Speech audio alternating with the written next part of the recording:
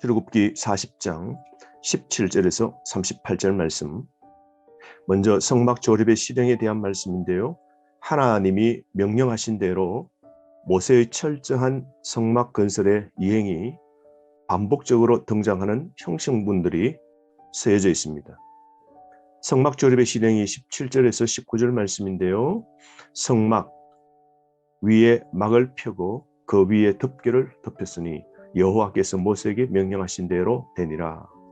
19절 말씀에 먼저 성막이라는 것은 첫 번째 양장막이고, 성막 위에 막을 펴고 라는 이 막은 염소 틀이고, 그 위에 덮개를 덮으니 붉은 물들인 수양의 가죽을 말하죠. 그러므로 성막 위에 4겹의 막을 펼쳐 덮게 됩니다. 하나님 명하신 대로 만든 것을 그대로 하나하나씩 이제는 조립하여서 완성하게 되죠. 20절에서 33절 말씀은 각 구역별로 다양한 비품들을 배치하게 됩니다. 20절 말씀에 정거계와 속죄소에 설치가 있는데요. 하나님께서는 바로 그 위에 임재하시고 하나님의 영광이 특별하게 나타나게 되죠. 하나님의 임재하심으로부터 하나님의 자비가 흘러나오게 되는데요. 우리 인간은 하나님의 존전으로 나아감으로, 즉 성막으로 다가감으로 하나님의 긍휼과 도우심을 얻게 되는 것이죠.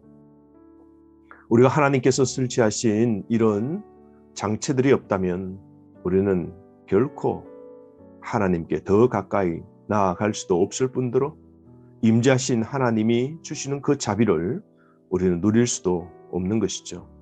그러므로 우리가 하나님께 나아갈 수 있도록, 성막으로 더 다가갈 수 있도록 하나님이 이런 긍휼과 사랑을 베풀어 주셨음을 잊지 말아야 됩니다. 우리가 하나님의 보좌로 가까이 나아갈 수 있게 된 것은 대제사장이신 예수 그리스도의 사역을 통해서이죠. 24절에서 25절은 등잔대의 말씀인데요. 세상의 빛이신 예수 그리스도를 가리키죠. 26절은 만든 향단을 설치하는데요. 향단은 우리의 기도가 하나님께 받아들여지도록 하시는 중보자 예수 그리스도를 가리키죠. 28절 성막문은 하나님의 존전으로 나아가도록 하는 살아있는 길, 산 길을 열어주신 예수 그리스도를 가리키죠. 29절의 번제단은 죄를 속하는 완전한 희생 제물인 하나님의 어린 양 예수 그리스도를 가리키죠. 30절에서 32절의 물두멍은 죄로부터 우리를 깨끗게 해주시는 예수 그리스도를 가리킵니다. 32절 말씀 마지막에 여호와께서 모세에게 명령하신 대로 되니라. 모세의 순종을 볼 수 있습니다. 여러분, 하나님께 순종합시다. 사명 완수를 위해 끝까지 인내하며 경주하여서 완수해야 합니다. 사도행전 20장 24절 말씀 우리가 찾아서 다시 읽어보면 좋겠습니다. 33절 하반절에서 38절은 성막이 모두 지어지자 성막에 충만한 하나님의 영광과 구름 불기둥이 임재하게 되는 걸 보게 됩니다. 하나님의 강림과 임재의 징표죠. 신현의 현상인데요.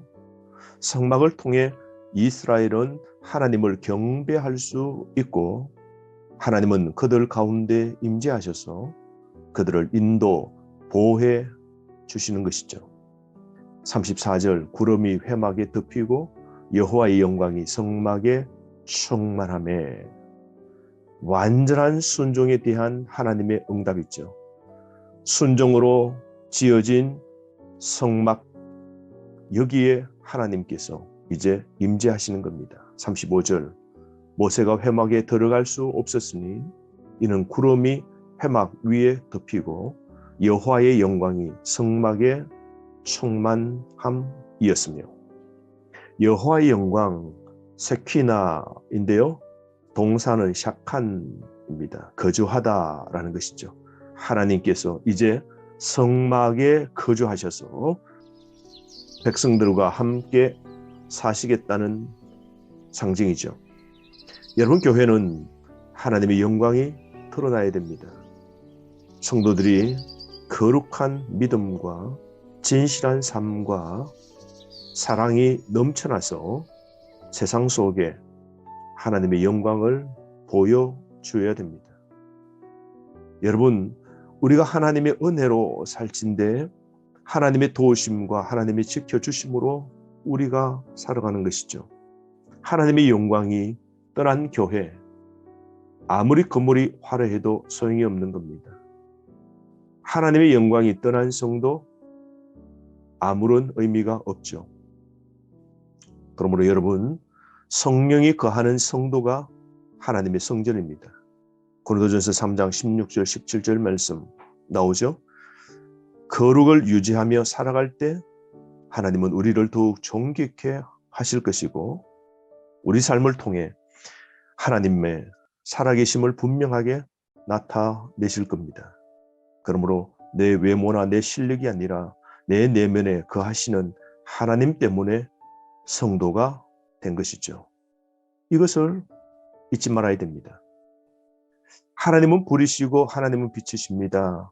회막의 영광의 빛으로 임하셨고 불기둥으로 임재하신 것이죠.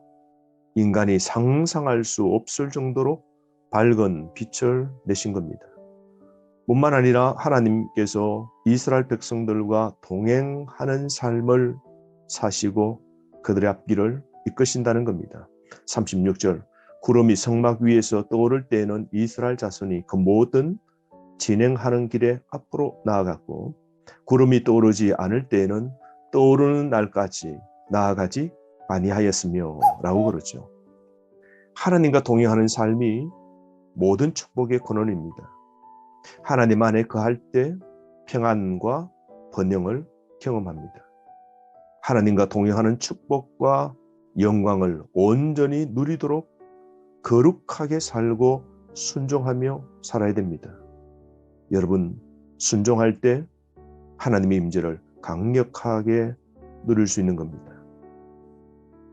특별히 교회는 하나님의 뜻대로 움직여야 됩니다. 구름 기둥이 떠오를 때 우리는 따라가야 됩니다. 그 구름이 머무를 때 우리는 멈춰야 됩니다.